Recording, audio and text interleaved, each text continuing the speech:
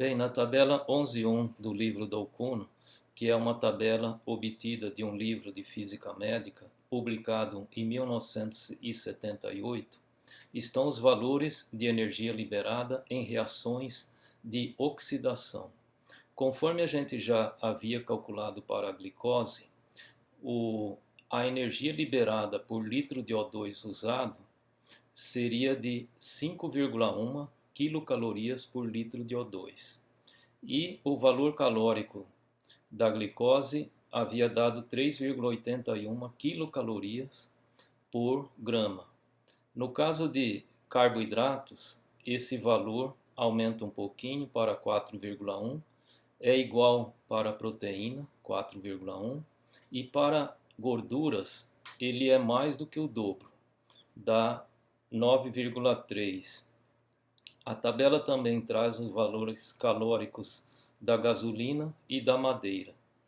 Só que essas substâncias são indigestas. A gasolina, por exemplo, pode provocar alguma queimação. E continuando aqui, os carboidratos liberam 5,3 quilocalorias por litro de O2 usado. Proteínas, 4,3. Gorduras, 4,7.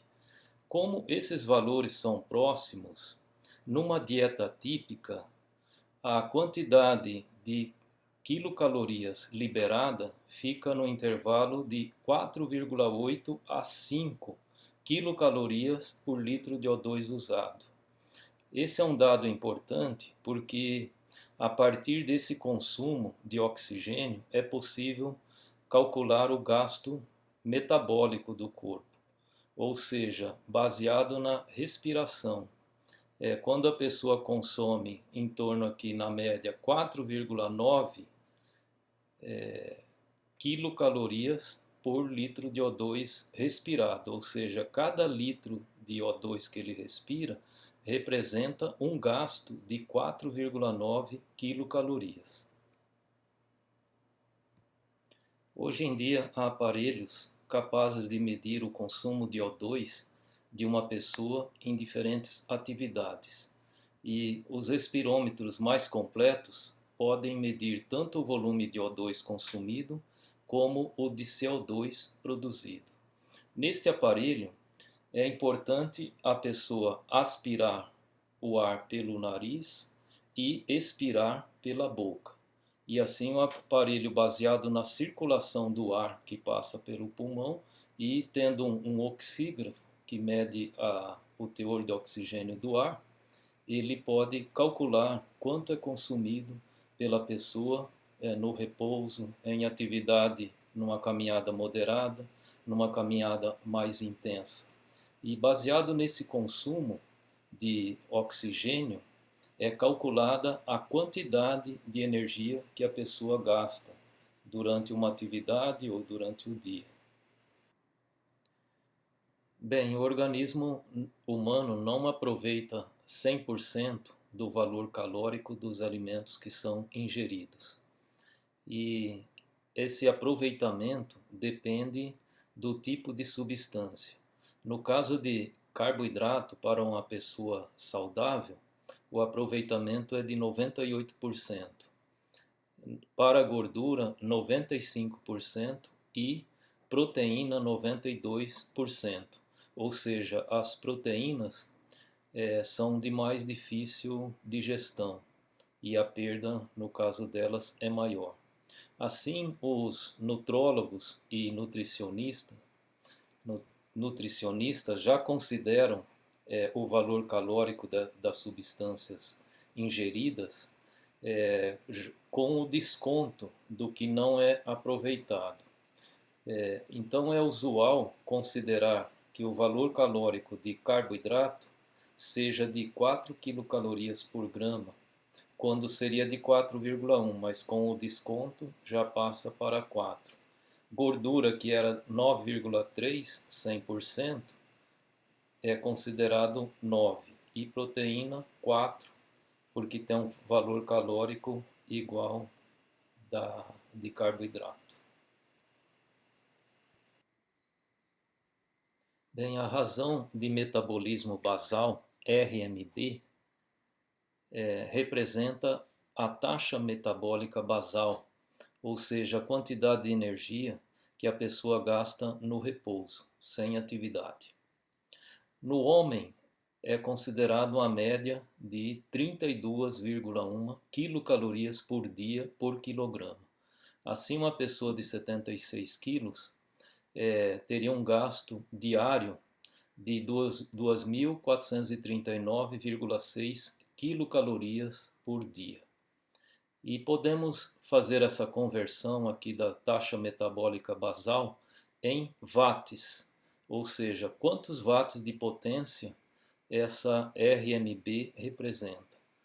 De modo que podemos converter aqui 32,1 quilocalorias por dia por quilograma em watt. Watt é a unidade que é dada por joules por segundo. Então precisamos transformar essa unidade aqui em joules por segundo. Uma quilocaloria tem 4.186 joules. Então multiplicar por esse valor aqui é igual multiplicar por 1. Mas tem a vantagem de eu poder cortar quilocalorias aqui e aqui, e já foi feita então a transformação para joule, apenas multiplicando por 4.186 joules. Um dia tem 24 horas e cada hora 3.600 segundos.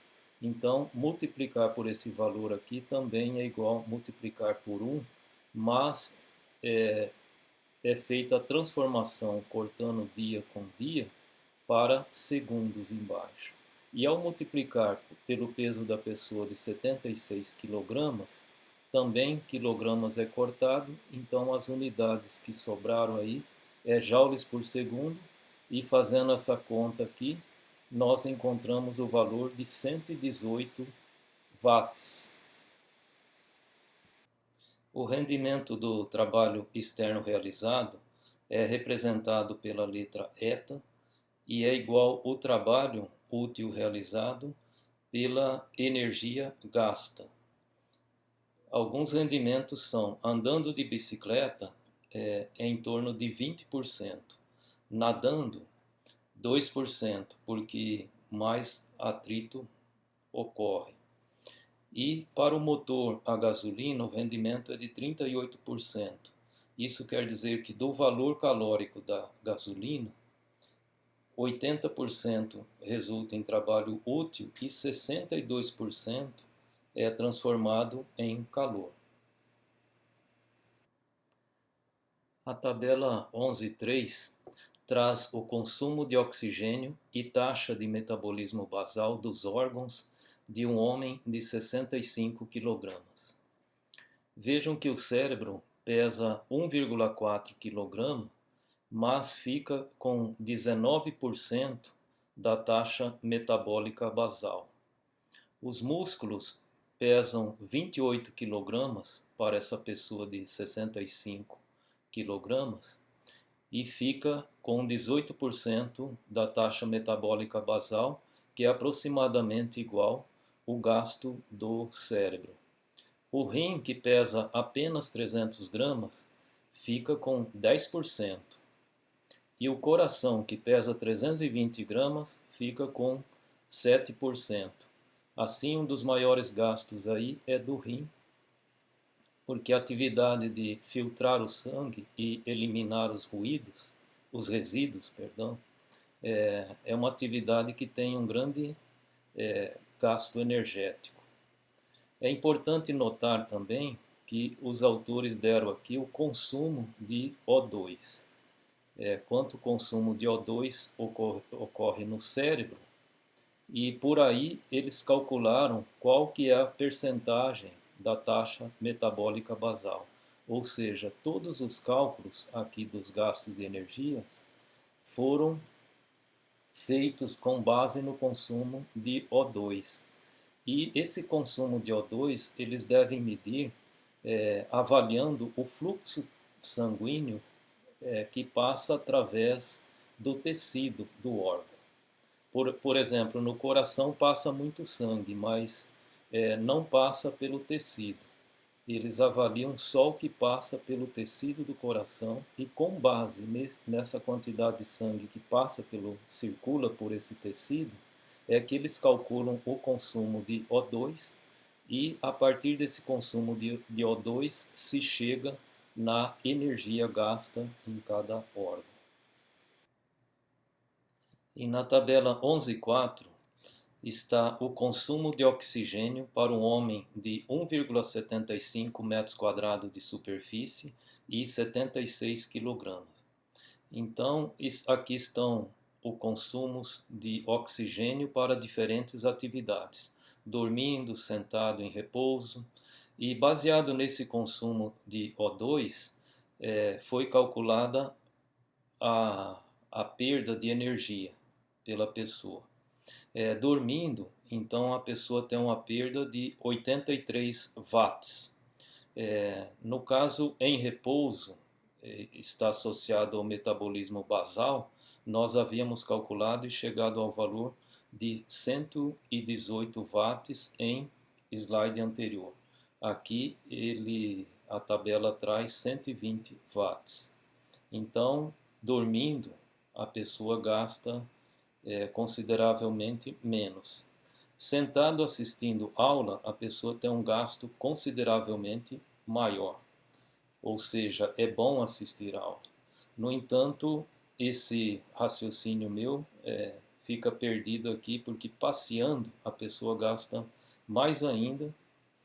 Subindo escada são 685 watts e jogando basquete 800 watts. Aqui é importante notar que o gasto de energia é proporcional ao consumo de energia, ou seja, os pesquisadores avaliaram o consumo de energia nas diferentes atividades e, a partir daí, eles calcularam o consumo de energia. Aqui eles avaliaram o consumo de oxigênio e aqui o consumo de energia.